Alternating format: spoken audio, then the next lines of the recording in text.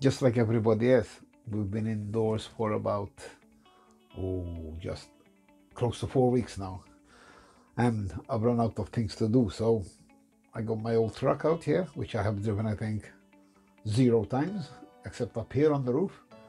And I did some messing about. So I was thinking, I had all this FPV equipment from the days when I flew quadcopters, and they were in this box, and I was taking all the boxes down to see what I need to throw out to make space for new stuff. Anyway, and I found these, and I said, "Oh, let's try this again."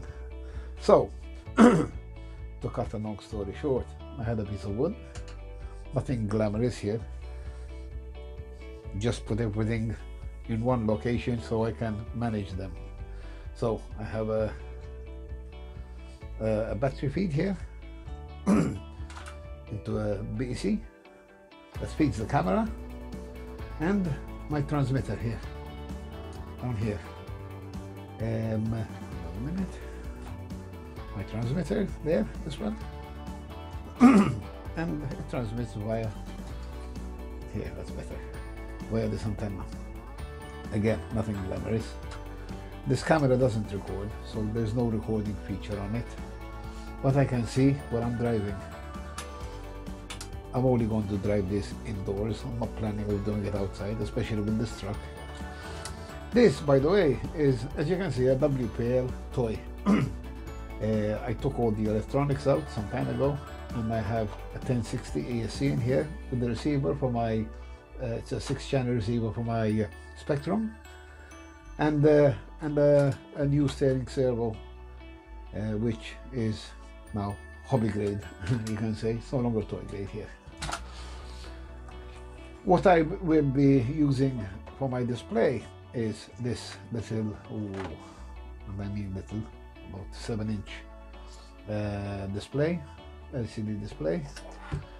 At the back I have a video receiver with a similar antenna, and the blue one here is a DVR. It's the only way I can record what I am seeing.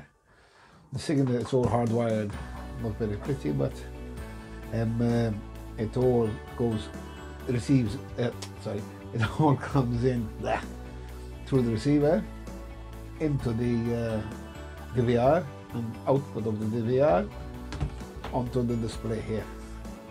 So let me plug it in and give you a short display. So here we are. I switched it on. This is the camera. There's the reception there. Okay, very simple, very straightforward. So I'm going to drive this downstairs in the apartment, under tables, between the chairs, and, well, you know, get a different angle of the apartment. I did some last night, but it was too dark to film. So, and I put a regular camera on the front of the truck, and the footage isn't good. So I'm gonna go with this and see how it goes, and I'll attach it to the end of this video. Talk soon.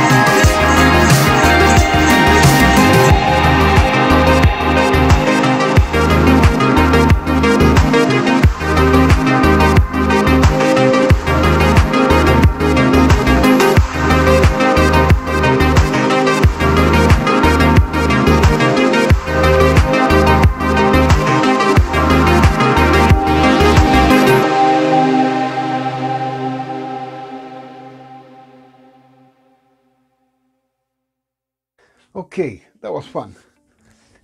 I saw the apartment from a different angle for a change.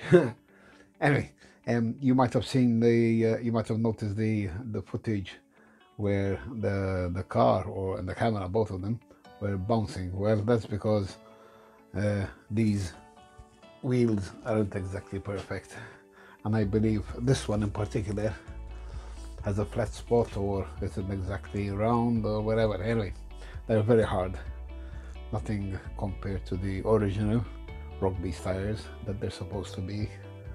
Anyway, the footage is also low quality, mainly because it's transmitting via FPV, and I don't think you would need a high definition video to see where you're flying or driving in our case.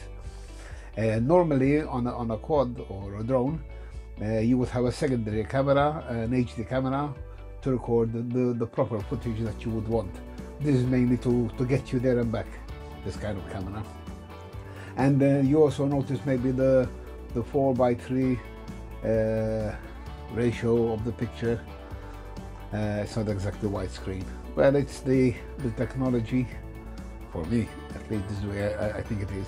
The technology of the days when I bought this 4 or 5 years ago. I had these. I'm sure nowadays things have changed and improved a lot. In fact, this only records my DVR, only records VGA, not even, you know, high quality or anything like that. Nothing. It's just basic recording. So, that done. I don't think I'll be doing this again indoors. It's something you do once and that's it. But it could be the start of something new, maybe outdoors, a track. You know, with friends and everybody has a camera on his car, a kind of competition, you know, trying to get past obstacles and through gates, narrow gates. Because if you noticed, you can only see forward, you can't see the side, and you must have noticed I kept crashing into the chairs and hitting furniture, couldn't reverse without crashing, you know, because you can't see the back. I mean, normally in a car you would turn your head or look in the mirror. Not in this case. So there is a challenge in it as well, and I enjoyed it.